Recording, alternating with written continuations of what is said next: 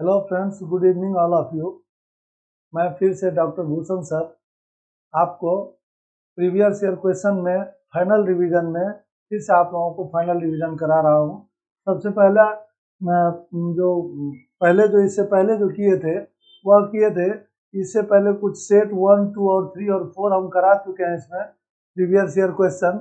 और ये जो है यह सेट 5 है जिसको हम लोग आज डिस्कशन में देखेंगे और इसमें देखेंगे कौन कौन सा क्वेश्चन सबसे इम्पोर्टेंट जो पूछा गया है वह क्वेश्चन जो आपके सीटेट एग्जाम के लिए सबसे महत्वपूर्ण होगा, क्योंकि आप लोग जानते हैं कि सीटेट एग्जाम का जो अब एग्जाम है वह बहुत ही कम दिन बच गया है और इस एग्जाम के माध्यम से आपका जो क्वालिफाइंग स्कोर है या इस प्रीवियस ईयर क्वेश्चन के माध्यम से आपका क्वालिफाइंग स्कोर जो है वह काफ़ी बढ़ने जा रहा है।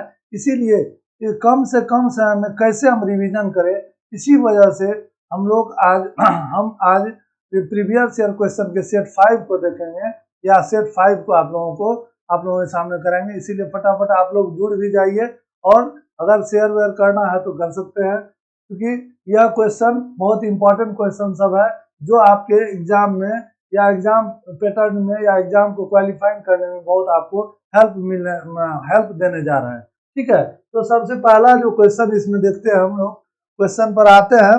क्वेश्चन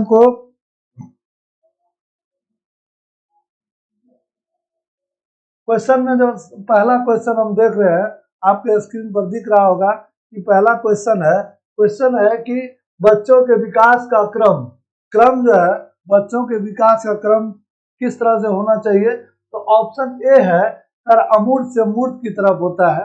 पहला जो है वह कह रहा है ऑप्शन जो अमूर्त से मूर्त की तरफ होता है। दूसरा है समान से विशिष्ट की ओर होता है और तीसरा है पैरों से सिर की ओर होता है और चौथा है हाथ पैर से केंद्र की ओर होता है। तो इसमें देखिए इसका इंग्लिश जैसे आप देख रहे होंगे, abstract to concrete, general to specific, toe to head, extremist centre.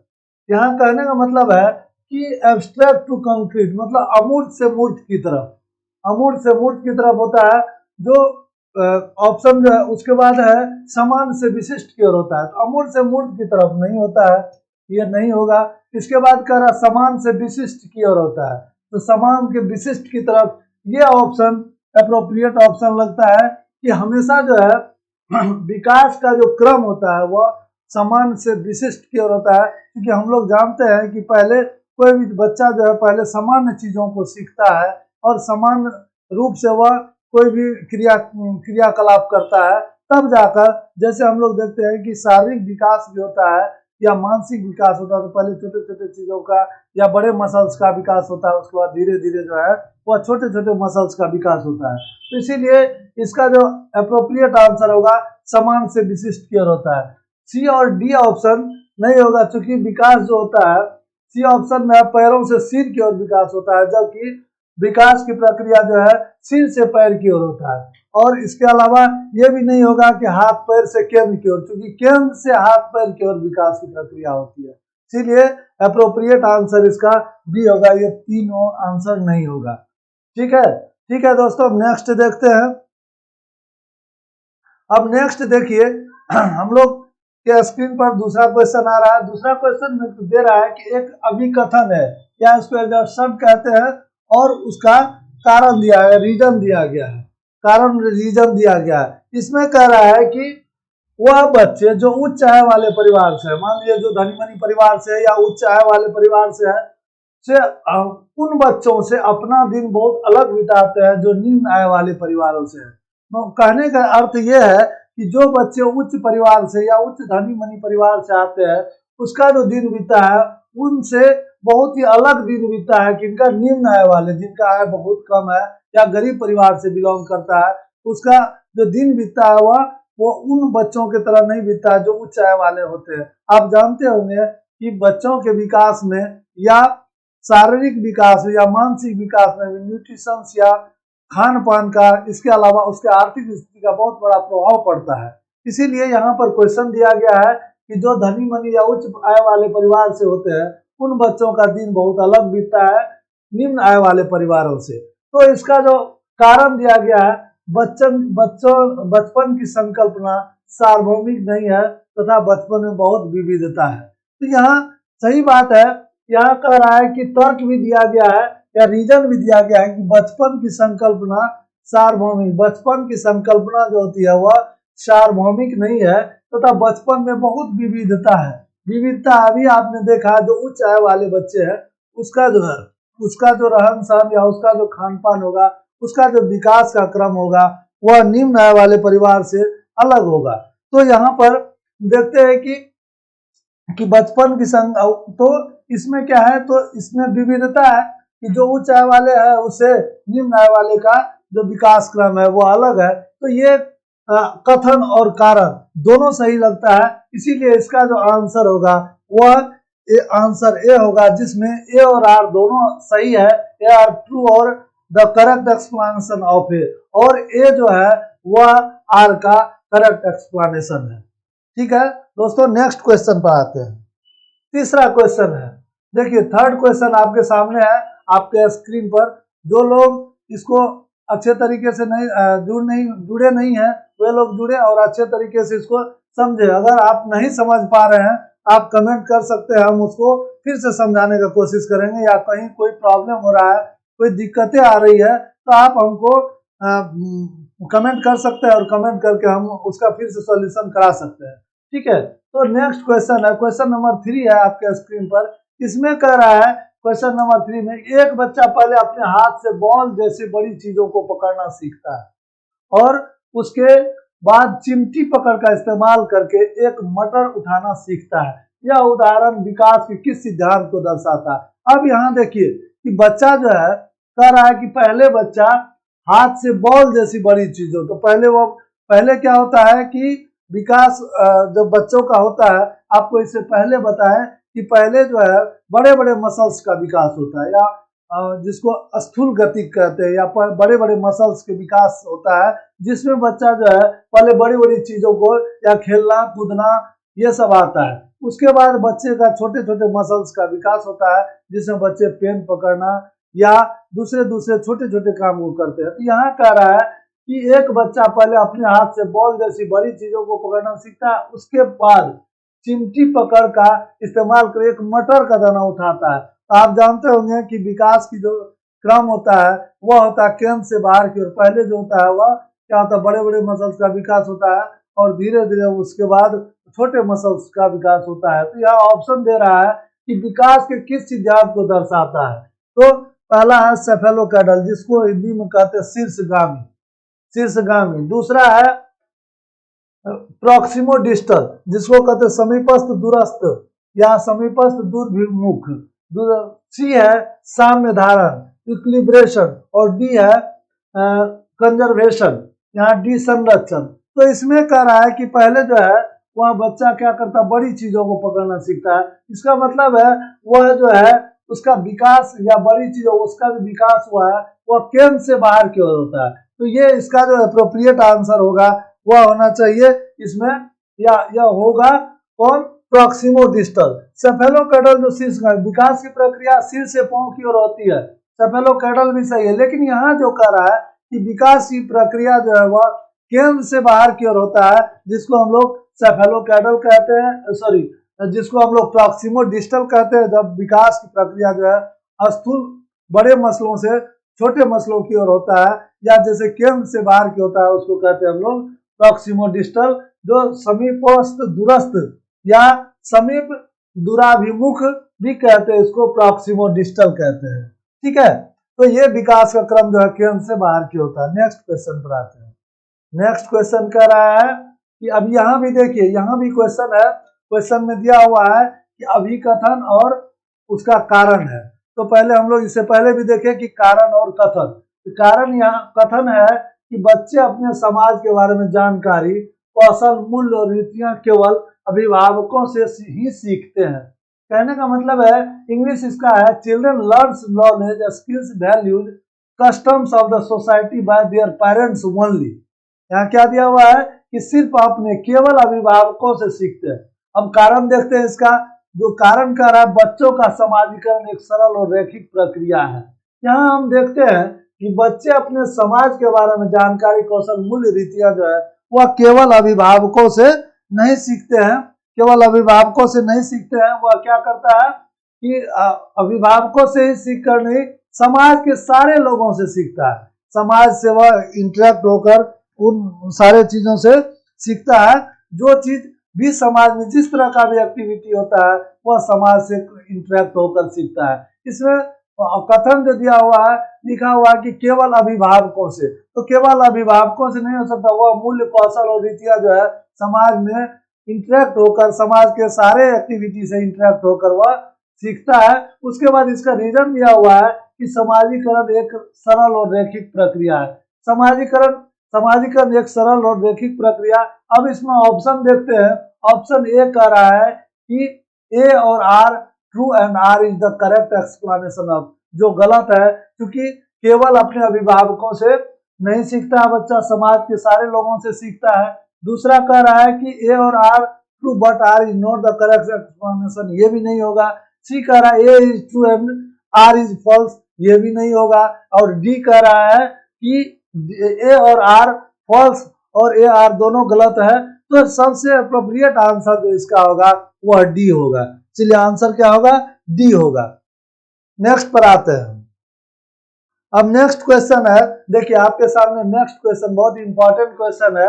कह रहा है कि किस अवस्था में बच्चे वस्तु स्थायित्व की समझ तो बना लेते हैं, परंतु यह नहीं समझ पाते क्रिया परिवर्तन और उसके निर्णय चीजों की मौजूदा दिखावट पर निर्भर करते हैं। अब देखिए आप जानते होंगे ये जो चीज है यह जीन पियाजे द्वारा दिया हुआ है कि जिसमें विकास को 4 चरणों में बांटा गया, 4 स्टेजेस में बांटा गया है।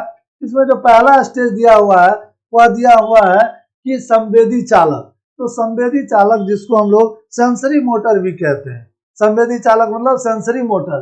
दूसरा है उसका प्री ऑपरेशनल, पूर्व संक्रियात्मक। और तीसरा है कंक्रीट ऑपरेशनल।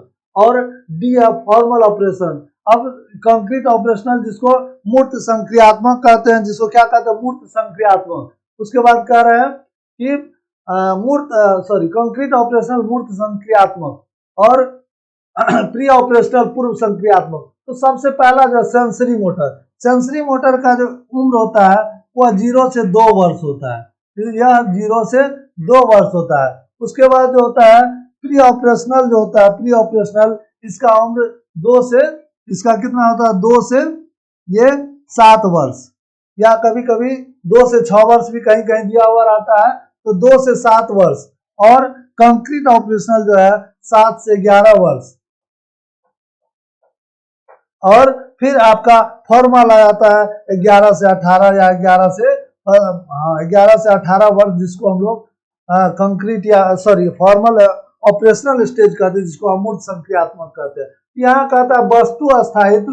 वस्तु स्थायित्व का जो है वह किस अवस्था में वस्तु स्थायित्व का गुण उसमें आ जाता है, या वस्तु स्थायित्व क्रिया करने लगता है, या समझ उसको डेवलप हो जाता है। तो इसका जो एप्रोप्रिएट आंसर होगा वो आंसर होना चाहिए डी। क्योंकि प्री ऑपरेशनल पीरियड जो हम कहते हैं 2 से 7 वर्ष होता है, उस समय में बच्चा जो है वह क्या करता है, वह वस्तु स्थायित्व के समझ तो बना लेता है, परंतु यह नहीं समझ पाता है कि क्रियाएं परिवर्तनीय है या उसके निर्णय चीजों की मौजूदा दिखावट पर निर्भर करते हैं। तो इसका सबसे अप्रोप्रिएट आंसर पूर्व संक्रियात्मक अवस्था होगा। ठीक है, नेक्स्ट पर आते हैं। अगर इसमें कोई दिक्कत है, आप लोगों को प्रीवियस किसी क्वेश्चन में कोई डॉट्स है तो आप कमेंट कर सकते हैं। ठीक है, नेक्स्ट पर आते हैं। नेक्स्ट कर रहा है, अब देखिए एक और क्वेश्चन आपके सामने आ गया जीन पियाजे साहब से। जीन पियाजे साहब का यह क्वेश्चन कर रहा है, संक्रियात्मक अवस्था में के बच्चों के लिए संक्रियात्मक अवस्था के बच्चों के लिए शिक्षक को संक्रियात्मक अवस्था के बच्चों के लिए शिक्षक को कैसा होना चाहिए। तो यहाँ पर करा पूर्व संक्रियात्मक अवस्था के बच्चों के लिए शिक्षक को, तो पूर्व संक्रियात्मक कर रहा है कि यह पूर्व संक्रियात्मक मतलब प्री ऑपरेशनल। प्री ऑपरेशनल का स्टेज क्या बताया, प्री ऑपरेशनल का स्टेज हम लोग बताए, ये कितना बताए थे, 2 से 7 वर्ष। तो प्री ऑपरेशनल का जो स्टेज है वह है 2 से 7 वर्ष। तो 2 से 7 वर्ष के में बच्चा कर रहा है शिक्षक को। ऑप्शन ए कर रहा है बहुत सी श्रव्य सामग्री, बहुत से श्रव्य सामग्री का प्रयोग करना चाहिए। ऑडियो विजुअल मटेरियल्स, सब मूल संसाधनों वो वह क्या करा, दृश्य श्रव्य सामग्री का प्रयोग करना चाहिए, मतलब ऑडियो विजुअल मटेरियल्स का यूज करना चाहिए। दूसरा कह रहा है कि जटिल पदानुक्रमित संबंधों को दिखाते चित्रों का प्रयोग करना चाहिए। जटिल deficit hierarchical relationship through complex diagrams. और तीसरा कह रहा है कि अमूर्त समस्याओं पर काम करने के लिए कहना चाहिए, अमूर्त समस्याओं पर काम करने के लिए कहना चाहिए। या कह रहा है give abstract problems to work upon, तो ये हो गया आपका। उसके बाद डी कह रहा है कि परिकल्पनात्मक सोच वाली समस्याओं को सुलझाने के मौके मुहैया कराना चाहिए। Give opportunity to solve problems that requires hypothetical thinking, तो परिकल्पनात्मक सोच वाली समस्याओं को सुलझाने की मुहैया कराने चाहिए। ये चार ऑप्शन आपके कह रहा है कि बच्चे शिक्षक जो पूर्व संक्रियात्मक अवस्था में जो बच्चे हैं, पूर्व संक्रियात्मक अवस्था में जो बच्चे हैं, उसको क्या होना चाहिए कि वह किस तरह के चीजों का प्रयोग कर, वह शिक्षक किस तरह का प्रयोग कर बच्चों का विकास या डेवलप करा सकते हैं। तो इसमें सबसे अप्रोप्रिएट देखिए कि बच्चा जो है प्री ऑपरेशनल स्टेज में, यहाँ कह रहा है कि बहुत सी दृश्य श्रव्य सामग्री का प्रयोग करना चाहिए, मूल संसाधनों का। यह बात एकदम सही है कि उसके लिए वह मूल संसाधनों का और दृश्य श्रव्य सामग्री का प्रयोग करे कि जिससे कि बच्चे का विकास मूल संक्रियात्मक अवस्था से आगे की विकास संभव हो सके। इसमें इसके बाद जो भी ऑप्शन दिया हुआ वह ऑप्शन अप्रोप्रिएट नहीं है। सबसे अप्रोप्रिएट आंसर जो है इसका वह है कि मूर्त संक्रिया, मूल संसाधनों और बहुत सी दृश्य श्रव्य सामग्री, मतलब ऑडियो विजुअल मटेरियल्स का यूज इसमें करना है। ठीक है, तो अप्रोप्रिएट आंसर ये हो जाएगा। नेक्स्ट पर आते हैं। नेक्स्ट क्वेश्चन कह रहा है कि निम्नलिखित में से पाड़ का सही उदाहरण क्या है। अब देखिए ये पाड़ जो है, यह वाइगोत्स्की साहब का बहुत ही इंपॉर्टेंट सिद्धांत है। पाड़ के बारे में आप लोग जानते होंगे। पाड़ जो होता है, पाड़ को मुख्य रूप से क्या कहते हैं कि इसको कहते हैं पाड़, मतलब ये स्काफ फोल्डिंग, ये स्काफ फोल्डिंग कहते हैं। पाड़ को इंग्लिश में क्या कहते हैं, स्काफ फोल्डिंग। या एक तरह से पाड़ को मचान भी कह सकते हैं, मचान। जब हम लोग देखते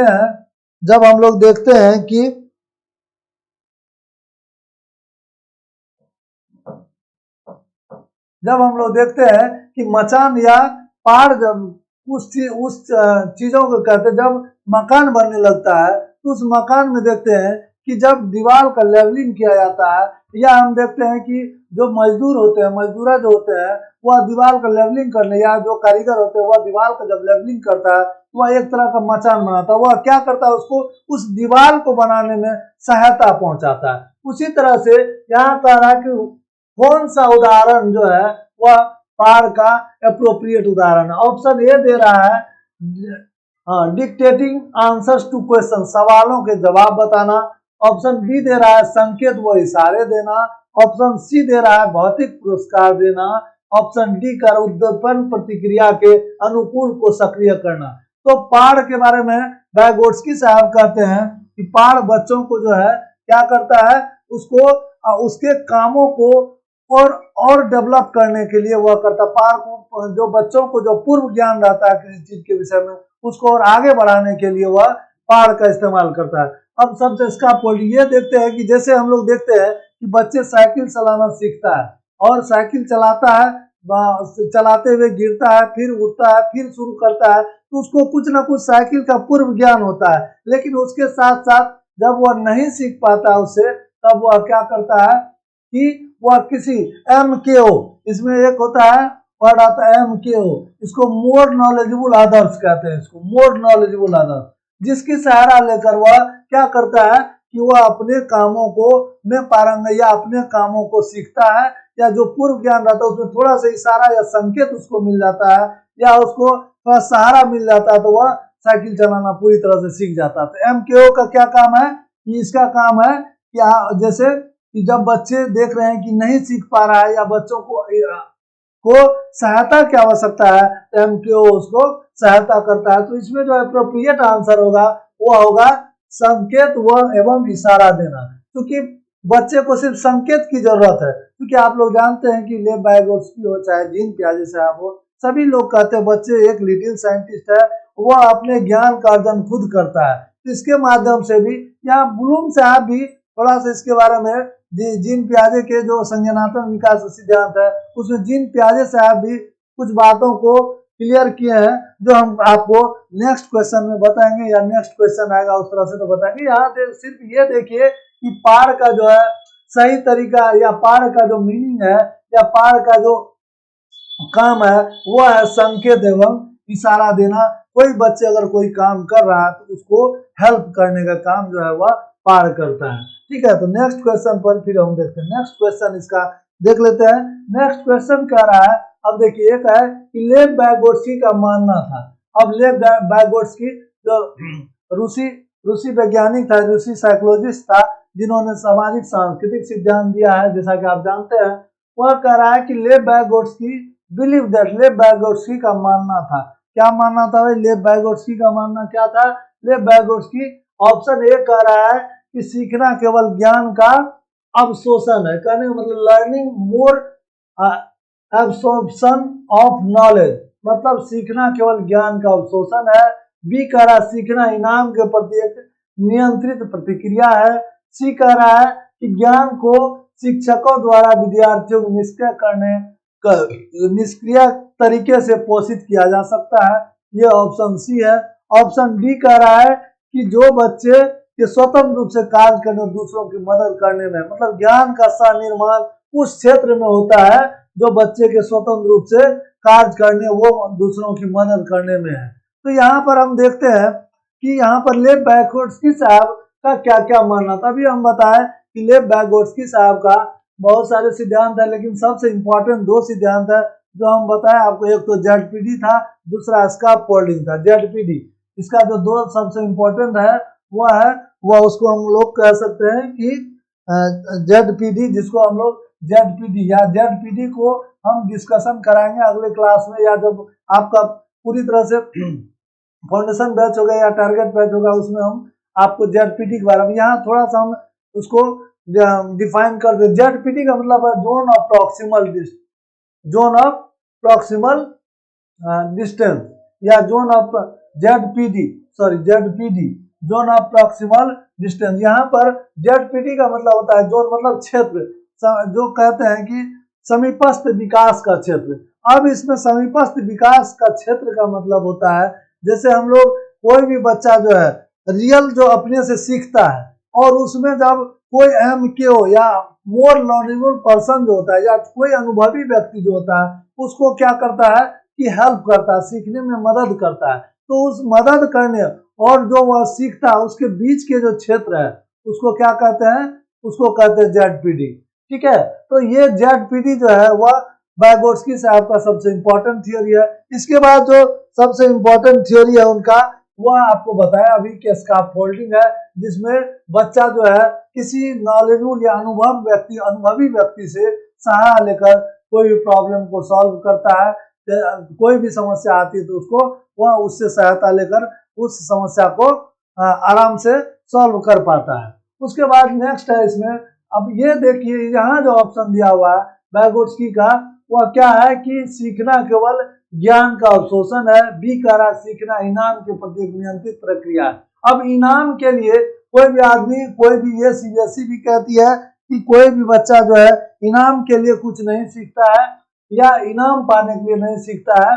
दूसरा ये तो, अब ये लर्निंग, सीखना केवल ज्ञान का अवशोषण है, ये तो एकदम निगेटिव है। उसके बाद कहता है कि सीखना कि इनाम के प्रति एक नियंत्रित प्रतिक्रिया है, ये भी नहीं होगा। उसके बाद कह रहा है कि ज्ञान को शिक्षकों द्वारा विद्यार्थियों को निष्क्रिय तरीके से पोषित किया जा सकता है, निष्क्रिय तरीके भी नहीं होगा। तब अब लास्ट ऑप्शन बचता है, ये कह रहा है कि ज्ञान का सह निर्माण उस क्षेत्र में होता है जो बच्चे के स्वतंत्र रूप से कार्य करने व दूसरों की मदद करने में। तो ज्ञान का जो है सह निर्माण किस क्षेत्र में होता है कि जो बच्चों के स्वतंत्र रूप से कार्य करने, बच्चे को कहता है कि लेव वाइगोत्स्की साहब कहते हैं बच्चे को सामाजिक इंटरेक्ट करके बच्चे खुद सीखता है, ज्ञान का अर्जन खुद करता है, तो ज्ञान का जो सह-निर्माण है या निर्माण हुआ करता है उस क्षेत्र में करता है जब बच्चे स्वतंत्र रूप से कार्य करे और दूसरों की वह मदद भी करे। ज्ञान का उपयोग कहाँ पे करता है? वह ज्ञान का सह-निर्माण उस क्षेत्र में होता है जो बच्चे के स्वतंत्र रूप से कार्य करने और दूसरों के मदद करने में। तो एप्रोप्रिएट आंसर इसका डी होता है। और नेक्स्ट क्वेश्चन हम देखते हैं। नेक्स्ट क्वेश्चन अब आ जाता है आपका, ये क्वेश्चन नंबर 9 पर हम आते हैं। क्वेश्चन नंबर 9 आपका कहता है कि लॉरेंस कोलबर्ग के द्वारा प्रतिपादित नैतिक विकास के किस स्तर पर व्यक्ति यह तर्क करते हैं कि मानवाधिकार व न्याय सबसे जरूरी है, भले ही वह सामाजिक कानून के खिलाफ हो। लॉरेंस कोलबर्ग जो है, लॉरेंस कोलबर्ग के बारे में आप लोग जानते होंगे, ये अमेरिकी साइंटिस्ट थे और इन्होंने नैतिक विकास का सिद्धांत दिया था। तो नैतिक विकास का सिद्धांत आप लोग प्राचीन समय से देखते हैं, गुरुकुल सिस्टम में भी नैतिक विकास पर जोर दिया जाता था बच्चों को। जहां पर टीचर सेंटर्ड एजुकेशन था वहां भी बच्चों को नैतिक विकास के सिद्धांत पर जोर देने की बात किया जाता था। और आज भी नैतिक विकास पर लॉरेंस कोलबर्ग साहब ने नैतिक विकास का सिद्धांत दिया है। और अब देखते हैं कि यहाँ पर क्या कहता है कि लॉरेंस कोलबर्ग द्वारा प्रतिपादित नैतिक विकास के किस स्तर पर व्यक्ति यह तर्क करते कि मानवाधिकार न्याय सबसे जरूरी है। वह क्या कहता है? मानवाधिकार और न्याय सबसे जरूरी है, भले ही वह सामाजिक कानून के खिलाफ हो। तो यहाँ पर ऑप्शन ए है, कह रहा है कि आज्ञा पालन दंड अभिविन्यास। ये क्या है कि उसके नैतिक विकास का एक अप्रोच, एक भाग है जिसमें कहता है आज्ञा पालन और दंड अभिविन्यास। दूसरा है गुड बॉय और गुड गर्ल ओरिएंटेशन, मतलब अच्छा लड़का और अच्छा लड़का अच्छी लड़की अभिविन्यास, अच्छा लड़का और अच्छी लड़की अभिविन्यास। तीसरा कह रहा है कि अधिकारिता एवं सामाजिक क्रम व्यवस्था, authority and social order maintaining orientation. चौथा कह रहा है कि सार्वभौमिक नैतिक सिद्धांत अभिविन्यास। तो इसमें देखेंगे कि उसका जो नैतिक विकास का सिद्धांत था, 4 नैतिक विकास का मेन सिद्धांत था और उसके अलावा उस सब का 2-2 सिद्धांत उन्होंने दिया था। तो इसमें हम लोग देखते हैं कि कौन सा एप्रोप्रिएट आंसर होगा। आप लोग बताइए कौन सा एप्रोप्रिएट आंसर होना चाहिए। क्या इसमें जो है वह मानवाधिकार न्याय सबसे जरूरी आज्ञा पालन दंड अभिविन्यास होगा, या अच्छा लड़का या अच्छा लड़की विन्यास हो अभिविन्यास होगा, या अधिकारिता एवं सामाजिक क्रम व्यवस्था अभिविन्यास होगा, या सार्वभौमिक नैतिक सिद्धांत अभिविन्यास होगा। तो इसका जो है यह चाहे मानवाधिकार और न्याय सबसे जरूरी है, इसका सबसे जो एप्रोप्रिएट आंसर लग रहा है या एप्रोप्रिएट आंसर होगा वो होगा यूनिवर्सल एथिकल प्रिंसिपल ओरिएंटेशन, सार्वभौमिक नैतिक विकास अभिविन्यास, सार्वभौमिक नैतिक सिद्धांत अभिविन्यास। जिसमें जो है लोग मतलब कि एक बड़े बुजुर्ग सब जो एक काम कर गए, जैसे भगत सिंह कुछ करके गए तो उसका जो वह यह सबसे अच्छा एग्जाम्पल दे सकते हैं। उसके अलावा महात्मा गांधी जी का दे सकते हैं, जिन्होंने अपने सार्वभौमिक मतलब सभी के लिए सार्वभौमिक तरीके का नैतिक विकास का सिद्धांत या सार्वभौमिक तरीके का सिद्धांत उन्होंने दिया। और उसी सिद्धांत को क्या कहते हैं? सार्वभौमिक नैतिक विकास सिद्धांत, जो मानवाधिकार न्याय के लिए सबसे जरूरी है, जो मानव के अधिकार के लिए और न्याय के लिए सबसे आवश्यक है, चाहे वह सामाजिक कानून के खिलाफ हो चाहे वह सामाजिक कानून के खिलाफ हो। इसका आंसर क्या हो जाएगा? सार्वभौमिक नैतिक सिद्धांत अभिविन्यास। जब कोलबर्ग आप पढ़ेंगे तो उसके नैतिक सिद्धांत में यह सिद्धांत सबसे इम्पोर्टेंट सिद्धांत दिया गया है। नेक्स्ट पर हम लोग आते हैं। नेक्स्ट जो क्वेश्चन है वह देखते हैं। नेक्स्ट क्वेश्चन क्या है? नेक्स्ट क्वेश्चन कह रहा है कि इन ए प्रोग्रेसिव क्लासरूम लर्निंग, या कह रहा है कि एक प्रगतिशील कक्षा में अधिगम क्या कैसा होना चाहिए। प्रगतिशील कक्षा जब कह रहा है प्रगतिशील कक्षा, इसमें अधिगम कैसा होना चाहिए। आप जानते होंगे कि एक प्रगतिशील शिक्षा, प्रगतिशील कक्षा किसको कह सकते हैं? जिसमें एक अधिगम जो है, जिसमें अधिगम प्रभावी तरीके का। यह ऑप्शन दे रहा है एक सरल प्रक्रिया है, बी कह रहा है कि यह एक सामाजिक प्रक्रिया है, सी कह रहा है केवल औपचारिक अनुदेश द्वारा ही हो सकता है, और डी कह रहा परीक्षाओं पर प्रतिबंधात्मक है, परीक्षाओं पर प्रतिबंधात्मक जब परीक्षा पर प्रतिबंधात्मक हो जाएगा तो प्रगतिशील कक्षा कैसे होगा। अधिगम की प्रक्रिया जो होती है वह अधिगम की प्रक्रिया क्या होता है कि वह एक सरल प्रक्रिया भी नहीं है। अधिगम की प्रक्रिया एक जटिल प्रक्रिया, ऐसा नहीं है कि बहुत ही सरल प्रक्रिया है।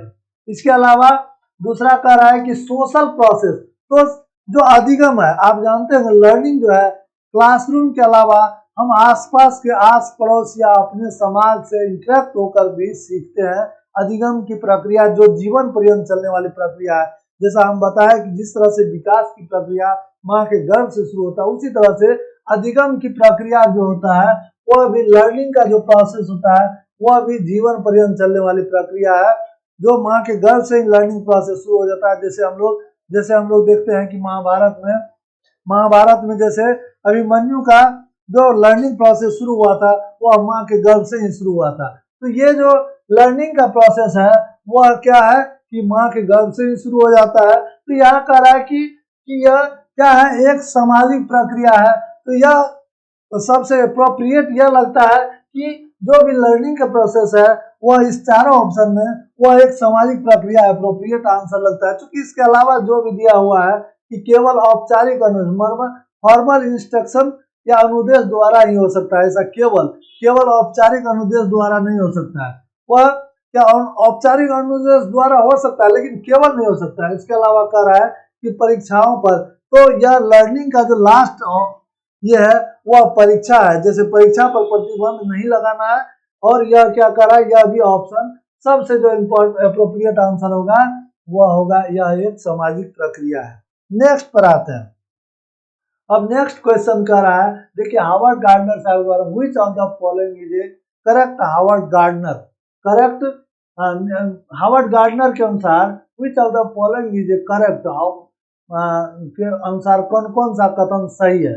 तो हावर्ड गार्डनर के अनुसार निम्नलिखित में से कौन सा कथन, जानते होंगे आप हावर्ड गार्डनर साहब जो थे वह क्या थे, उन्होंने बुद्धि के सिद्धांत को दिया है। वो बुद्धि का सिद्धांत इन्होंने बच्चों का जो विकास होता है, विकास में जो बुद्धि का यूज करता है वह कई तरीके से करता है। इसीलिए हावर्ड गार्डनर साहब ने बुद्धि का सिद्धांत दिया, जिसमें उन्होंने कहा है कि कैसे कैसे बच्चा अपने उम्र के अनुसार उसका बुद्धि डेवलप हो जाता है। तो उन्होंने अपने बुद्धि को 8 भागों में बांटा है और एनसीईआरटी में 8 भाग दिया हुआ। अभी तक हम लोग भी बुद्धि को 8 भाग ही मानते हैं, ठीक है। उसका बुद्धि का प्रक्रिया जो 8 भागों में विभाजित था। इसमें कह रहा है कि गार्डनर के निम्नलिखित में से कौन सा कथन सही है, कौन सा कथन सही है कि जिसमें वह बुद्धि का सिद्धांत का बात किया है। तो ऑप्शन ए कह रहा है बुद्धिमत्ता को परिपोषित व विकसित नहीं किया जा सकता। कह रहा बुद्धिमत्ता को परिपोषित और विकसित नहीं किया जा सकता है। दूसरा कह रहा है कि हर व्यक्ति में विविध प्रकार की बुद्धिमत्ताएं होती है। तीसरा कह रहा उपलब्धि बुद्धिमत्ता का सफल पैमाना है। चौथा कह रहा एक खास वर्ग के व्यक्ति दूसरे वर्ग के व्यक्तियों से ज्यादा बुद्धिमान होते हैं। ये 4 ऑप्शन यहाँ पर दिया गया है कि हावर्ड गार्डनर का जो बुद्धिमत्ता का सिद्धांत था वह किस तरह का सिद्धांत था।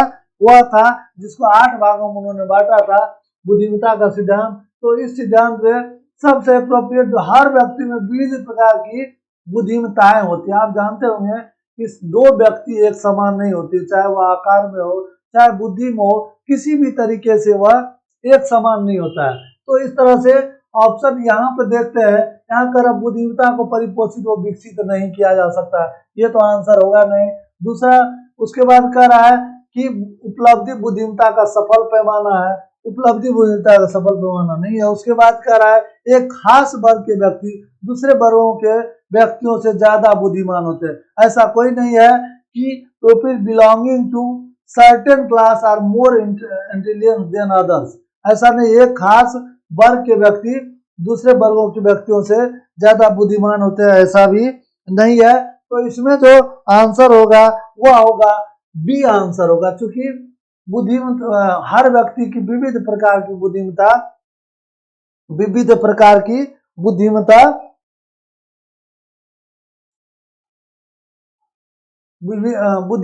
होती है। मतलब हर व्यक्ति में ये डिफरेंट टाइप का जो है वह बुद्धिमत्ताएं होती है। सो एप्रोप्रिएट आंसर ये होगा। अब नेक्स्ट क्वेश्चन पर हम लोग आते हैं। नेक्स्ट क्वेश्चन कह रहा है कि राष्ट्रीय शिक्षा नीति 2020 तो पूरे देश के लिए प्राथमिक स्तर पर किस भाषा का निर्देश के माध्यम से प्रस्तावित करती है। आप लोग जानते होंगे अभी नया नया एनपी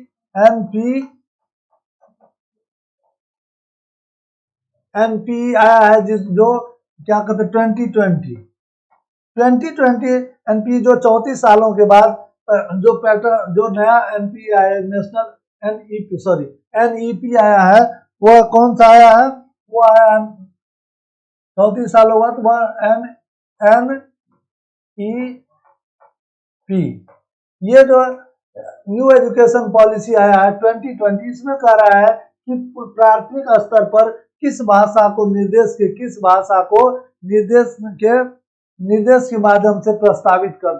के माध्यम से प्रस्तावित करती है। तो इसमें ऑप्शन ए दे रहा है कि हिंदी, ऑप्शन बी दे रहा है अंग्रेजी, ऑप्शन सी दे रहा है संस्कृत, ऑप्शन डी दे रहा है घर की भाषा।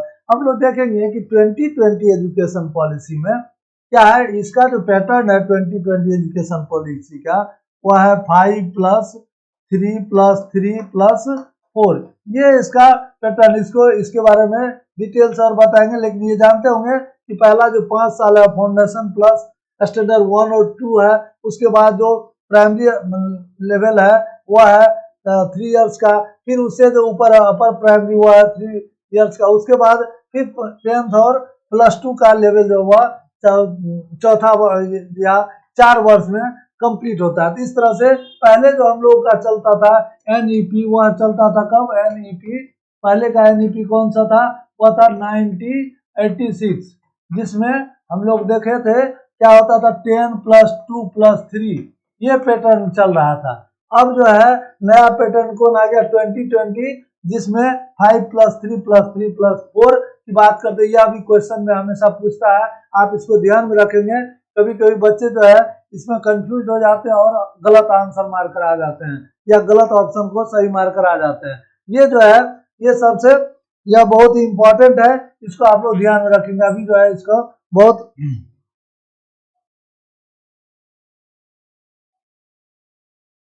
ठीक है। तो इस तरह से ये जो आपका एनईपी 20। अब यहाँ पर ऑप्शन पर आते हैं, कह रहा है कि इस 2020 में प्राथमिक स्तर पर किस भाषा को निर्देश के माध्यम से प्रस्तावित करती है। हम लोग इससे पहले भी जो भी एनईपी आई है, वह भी उसमें भी नेशनल एजुकेशन पॉलिसी में यही आया है।